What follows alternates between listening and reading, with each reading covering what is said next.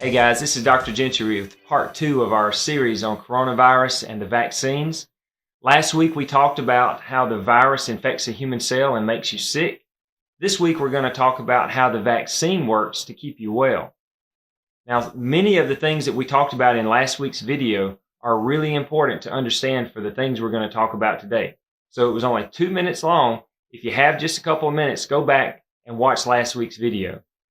The first thing that we're going to talk about today is vaccine theory.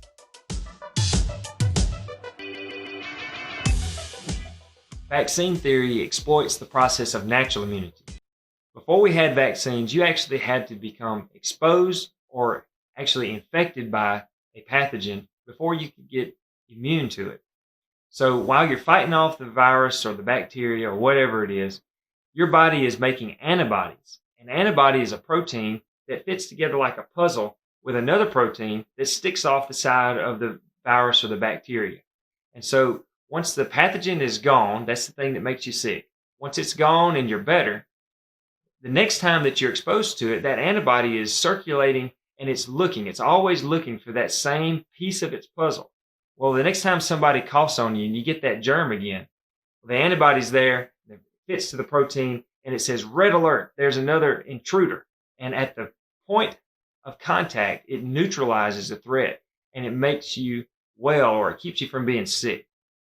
Now, vaccines, they work the same exact way, but instead of getting sick or exposed to the actual virus, you are exposed to just a piece of it that is prepared in a laboratory by scientists, put in those vaccine vials. Some vaccines are oral, some are inhaled through the nose, most of them are injections, but it's put in the vaccine, injected in the arm, and it's just a piece of the virus.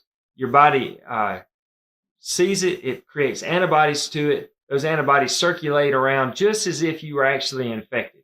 So you get the benefit of immunity without actually having to become sick by the pathogen.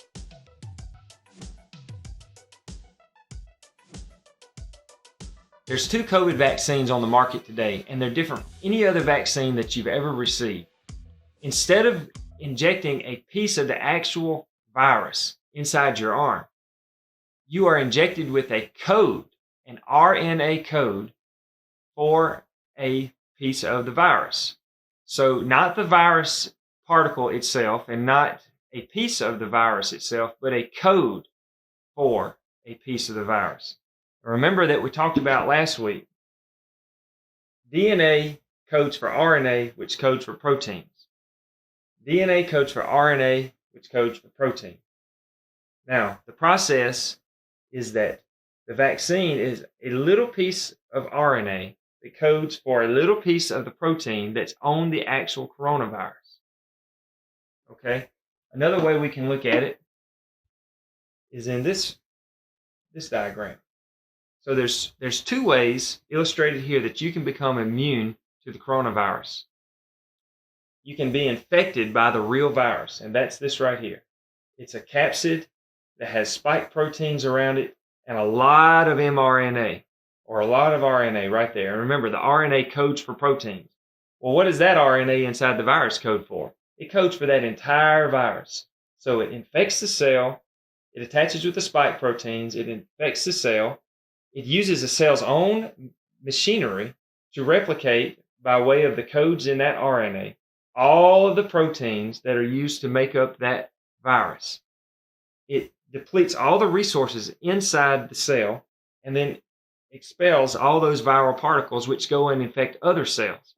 Now, if a person lives through that process, their body has created antibodies that recognize that virus in its whole, different parts of it. And so the next time they're exposed to it, if their antibodies are sufficient and circulating throughout their body, then they recognize it and mount an immune response, and they neutralize it at the point of entry.